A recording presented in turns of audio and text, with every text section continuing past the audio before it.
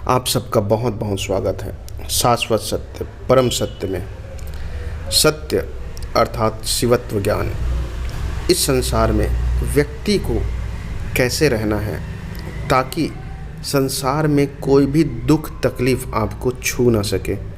लेकिन अभी भौतिक जगत में ऐसी स्थिति है कि व्यक्ति इतना ज़्यादा हतोत्साहित है, यूँ समझ लीजिए व्यक्ति इतना तकलीफ़ दुख से घिरा हुआ है कि वो कुछ भी करने के लिए तैयार, यहाँ तक अपने आप को भी ख़त्म कर देता है। डिप्रेशन, दूसरे को मारना पीटना, तो यह संसार जो है दुख का भंडार है। लेकिन संसार जो है सिर्फ उसी के लिए अमृत है जिन्होंने शिव तत्व को जाना है, जिन्होंने सत्य को जाना है और जिन्होंने आत्मज्ञान को प्राप्त किया।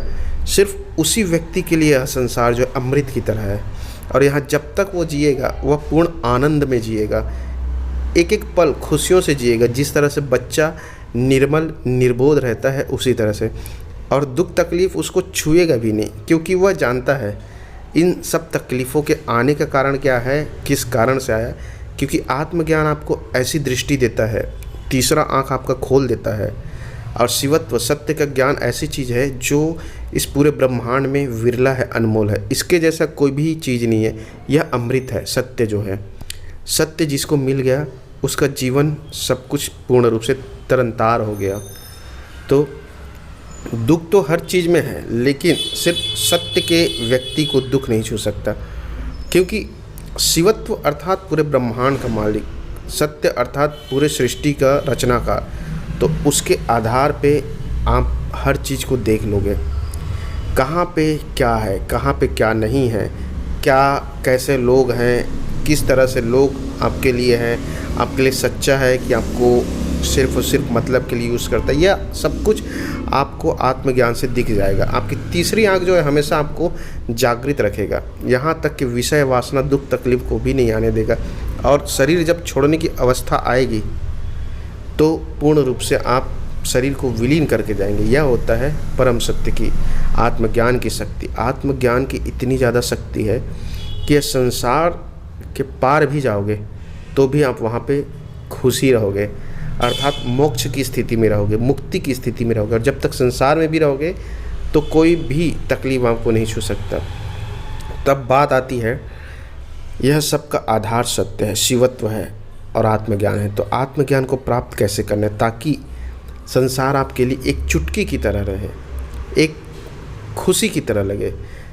तो सत्य और आत्मज्ञान का जब आपको आभास होगा, दिखेगा, महसूस होगा, तभी आप जान पाएंगे कि यह संसार में आप हमेशा के लिए नहीं आए हैं, ना ही यहाँ पे कोई भी चीज़ आपका अपना है।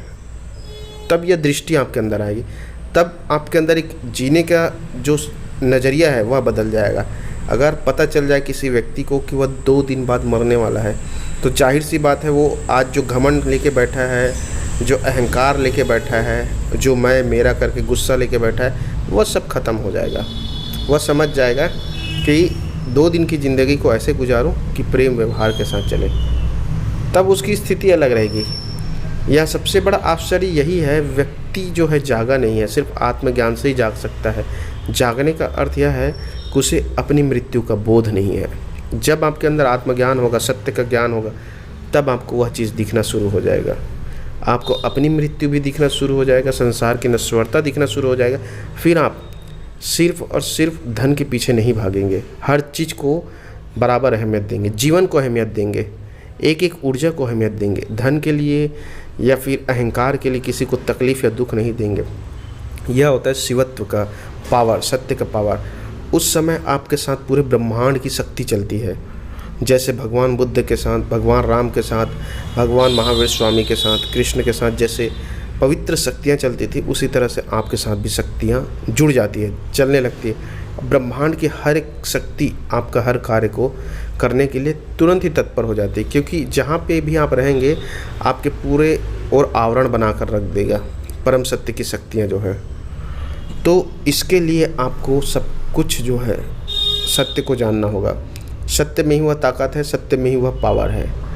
लेकिन उसको जगाने के लिए साधना करनी होगी, अपने आप के साथ बैठना होगा, 10 मिनट 15 मिनट प्रतिदिन ध्यान करना होगा, तब जाके वह जागेगा।